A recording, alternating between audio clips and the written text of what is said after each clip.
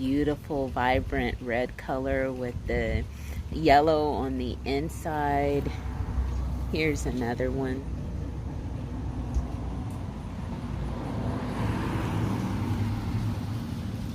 I also have some yellow with purple right here. These were the first type to bloom for me.